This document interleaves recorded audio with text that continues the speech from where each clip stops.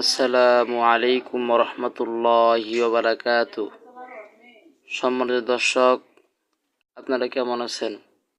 আশা করি ভালো আছেন। আজকে আমি যে বিষয় নিয়ে আলোচনা করতে যাচ্ছি সেই বিষয়টি হলো বোবা জিন থেকে কীভাবে নিজেকে হেফাজত করা যায়। আসলে অনেক সময় দেখা যায় যে ঘুমের মধ্যে অনেকের বোবা জিন ধরে। আসলে বোবা জিন দিলে হয় কি, যে হাত পা নাড়ানো যায় না, কথা বলা যায় না, মনে হয় যে দম বন্ধ হয়ে আসে। আসলে এগুলা বিষয় থেকে বাঁচার জন্য কিছু আমল আছে, সেগুলো আজকে আপনাদেরকে আমি বলবো।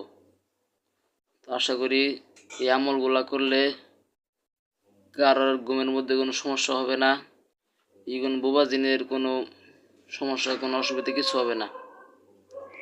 তো আসুন সেই গুরুত্বপূর্ণ বিষয় নিয়ে আলোচনা করি, যে আমল করলে আপনাদেরকে বোবা জিন ধরবে না এবং রাত্রে ঘুমে কোনো অসুবিধা হবে না। অনেকের আছে যে রাত্রে ঘুমে অনেক অসুবিধা হয়, এগুলো হবে না। আসুন দর্শক, মূল বিষয় আলোচনা করি। যে ব্যক্তি রাত্রে ঘুমের পূর্বে উজু করে একবার সূরা ফাতিহা পাঠ করে, 3বার সূরা ইখলাস, 3বার সূরা ফালাক, 3বার সূরা নাস পাঠ করে হাতে ফু দিয়ে 3বার পুরাসুর দম করবে এবং রাত্রে ঘুমানোর পূর্বে যে ব্যক্তি একবার আয়াতুল কুরসি পাঠ করবে, ইনশাআল্লাহুল আজিজ, ঘুম থেকে ওঠা পর্যন্ত আল্লাহ তাআলা তাকে সকল প্রকার বালা মুসিবত, বিপদ আপদ, খারাপ দিন থেকে আল্লাহ তাআলা তাকে হেফাজত করবে। সকল প্রকার বালা মুসিবত থেকে হেফাজত করবে আল্লাহ তাআলা।